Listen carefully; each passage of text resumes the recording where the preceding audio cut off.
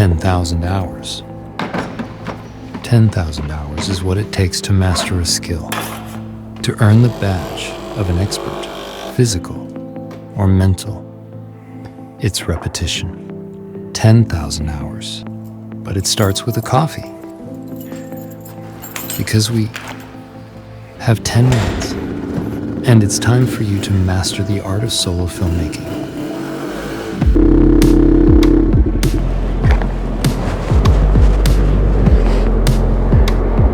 Oh, good old solo cinematic filmmaking. It's a love-hate relationship, and for me, I usually love it. Most of the time. It can be incredibly empowering to know the techniques and harbor the skills to create impactful videos all by yourself. Let's go over some of these techniques so you can create solo cinematic films all by yourself and get that scale a little bit more towards love than hate.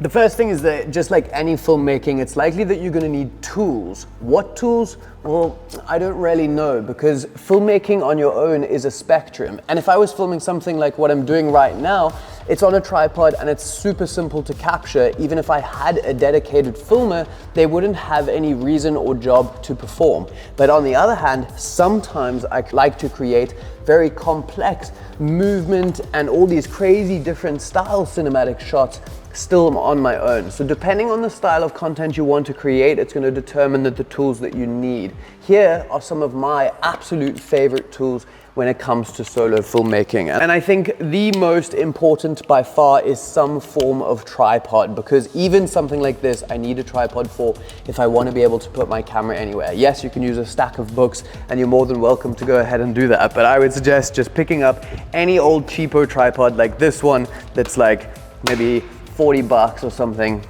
Just get any no-name brand off one so that you could just put your camera wherever it is that you need it to be. Now let's get into a couple of way more advanced specialized style tools that I also really like to use. And the main one that I've been absolutely loving lately is one of these. It's a magic arm and a clamp.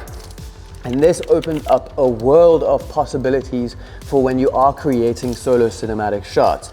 This clamp can basically just be put on anything that you want. So around the workshop while I've been building and creating vlogs, I've been putting these things on like the end of a piece of wood. You could put it on top of a door as you open it. You can put it on the end of this coffee thing and put it in. This unlocks a whole world of different things that you can capture, and it's also super easy and simple to set up and just clamp it onto whatever you want and get that shot.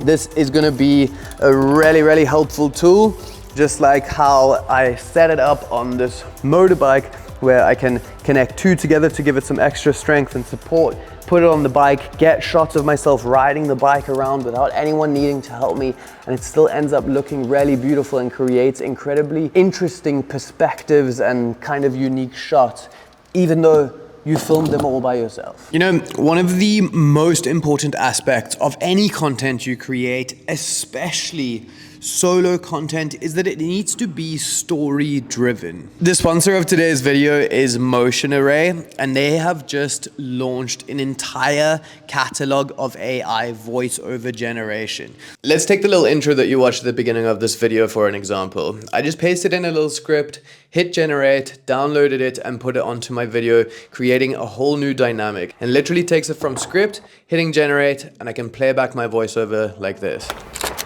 10,000 hours. 10,000 hours is what it takes to master a skill, to earn the badge of an expert. You know, when you create one of those videos, maybe it was on like a travel trip and you kind of just filmed a whole bunch of things and it ends up being this like cool montage with amazing footage, but it's still kind of just a cool montage and it lacks any underlying thread or follow through to really draw in the viewer and make it enticing.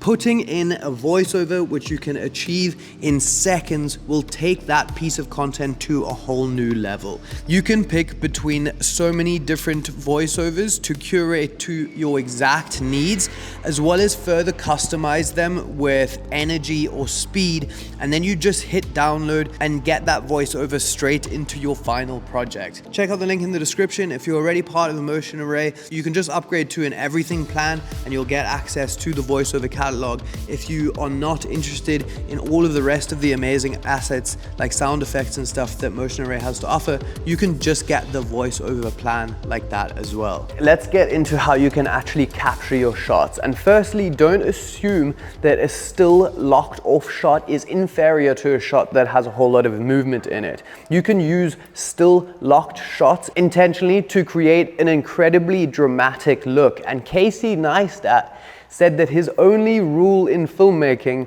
is don't use any movement whatsoever, because you're intentionally creating something where the viewer's attention is drawn to what's happening in the frame rather than the frame itself. Follow normal filmmaking techniques. Now, just because all of a sudden you're filming yourself, it doesn't mean you should forget about everything that you would usually do when you're behind the camera filming a scene. Do normal filmmaking stuff like thinking in sequences and creating sequences of yourself instead of individual shots, capturing things like wides, mediums, close-ups to make sure you have enough coverage of each scene. Focus on things like lighting and the elements in frame. Foreground, composition, leading lines, all of these things shouldn't be forgotten, and we should garner all of our skills we've learned from filming normal videos when we're behind camera into our solo filmmaking as well. It's a great time to brush up on some of the basic techniques and the bare bones way of filmmaking. If you can create something interesting on your own with no movement in your frame, it's going to be a whole lot easier to do that the next time you're filming and you actually have control of the camera.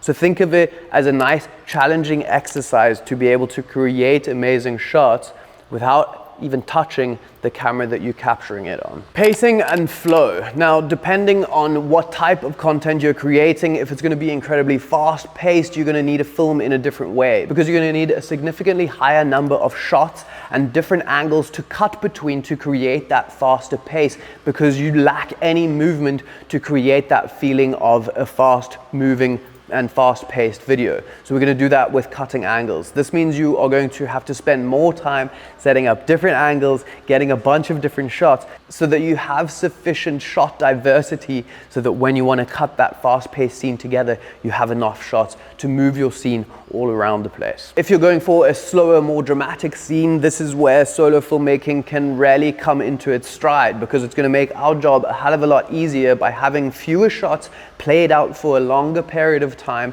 really making a dramatic feeling and really emphasizing what's happening in the frame instead of cutting between those different shots really quickly, trying to make the viewer kind of keep up with it. So lean into it, and it's going to make our job a lot easier because we don't have to capture as many shots. Planning and patience. Let's say you wanted to film some tasty B-roll here in the warehouse of making a cup of coffee. Nice. Now here's the thing, if you had a filmer with you, you could just capture a bunch of different shots and the filmer could move around, capturing you as you do the thing. You create the coffee, you make a cup of coffee, and he kind of moves around and he just gets the shots that you guys might kind of want or need that you've roughly planned out. But when you are filming it all by yourself, you need to think it out a lot more than that, because we need to go, what do we actually need here? Let me set up my camera in this one specific angle. Let me do this action. Is it a wide? Is it a tight? Is it an establishing shot? Let's do the next shot in our sequence that will cut together. So let's move to our second shot and then do that and perform it out. And it takes a lot longer, and it's going to require a lot more patience. It's also a good idea to have a rough plan beforehand, which means you need to also spend more time in the scripting and ideation phase. Because do you want to use any weird creative shots? Do you want to get a gimbal or a drone to do some tracking? Maybe use one of our clamps and magic arms to get like interesting POV style shots.